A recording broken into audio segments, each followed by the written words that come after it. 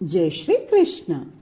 பெரியாழ்வாராம் தந்தை விஷ்ணு சித்தரால் கோதை என பெயர் சூட்டப்பட்ட ஆண்டாளுக்கு பல பெயர்கள் உண்டு. கோதை எனும் இயற்பெயருக்கு நல்வாக்கு அருளுபவள் என்று பொருள்.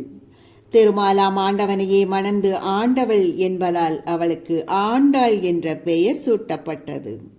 தான் சூடிய மாலையை பெருமாளுக்கு சூட்டி அவர் சூடி தந்த மாலையை தானும் சூடி மகிழ்ந்ததால் சூடி கொடுத்த சுடற்கொடியான ஆண்டாள் வேயர் குலத்தில் பிறந்ததால் வேயர்குல விளக்கு என்றும் நாய்ச்சியார் என்றும் துழாய் செடிக்கு அருகே கிடைத்தவளானதால் பூமி பிராட்டியின் அவதாரமாகவும் பெரியாழ்வாரின் புதல்வியானதால் பட்டர் பிரான் புதல்வி என்றும் பல பெயர்களில் அழைக்கப்படும் ஆண்டாள் அருளிய திருப்பாவையிலிருந்து இன்றைக்கு 22ஆம் பாசுரம்.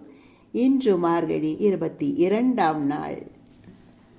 அங்கன் மாஞாலத்து அரசர் அபிமான பங்கமாய் வந்து நின் பள்ளி கட்டிற்கீழே சங்கம் இருப்பார் போல் வந்து தலை பெய்தோம் கிங்கிணிவாய் செய்த தாமரை பூ போல செங்கண் சிறு சிறுதே எம்மேல் விழியாவோ திங்களும் ஆதித்தனும் எழுந்தாற்போல் அங்கன் இரண்டும் கொண்டு எங்கள் மேல் நோக்குதியேல் எங்கள் மேல் சாபம் இழிந்தேலோரெம்பாவா.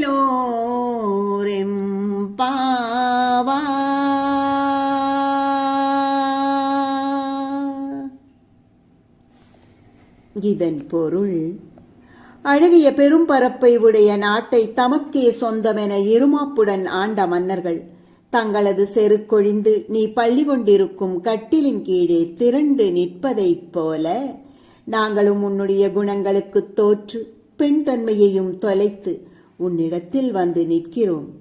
சிறிதே மலர்ந்த தாமரை பூ போல சிவந்த கண்களால் சிறிது சிறிதாக எங்களை நோக்கி பார்க்கலாகாதோ? சந்திரனும் சூரியனும் சேர்ந்து தோன்றியது போல அழகிய கண்கள் இரண்டினாலும் எங்களை குளிர நோக்குவாயானால் எங்களுடைய பாவங்களும் சாபங்களும் நீங்கி போகுமே. கண்ணனின் குணங்களுக்கு தோற்று அவனையே தஞ்சமென அடிமையாக வந்தவர்கள் மெல்ல மெல்ல அருள் புரிவாயாக என்று பாடிய பாசுரம் இது. அப்பரந்தாமன் பார்வை பட்டால் போதும் நம் பாவங்களும் சாபங்களும் கருகி போகும்.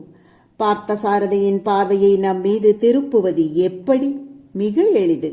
ஆம், ஆண்டாள் பிராட்டி அருளிய திருப்பாவை பாசுரங்களை மார்கழியில் மட்டுமல்லாது என்னாலும் சொல்லிக் கொண்டிருந்தாலே போதும். பாசுரம் பாடித்தொழ நேரமில்லையா?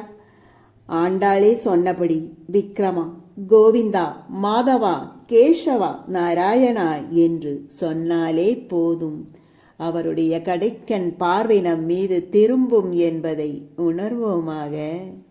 சர்வம் கிருஷ்ணார்ப்பணம்.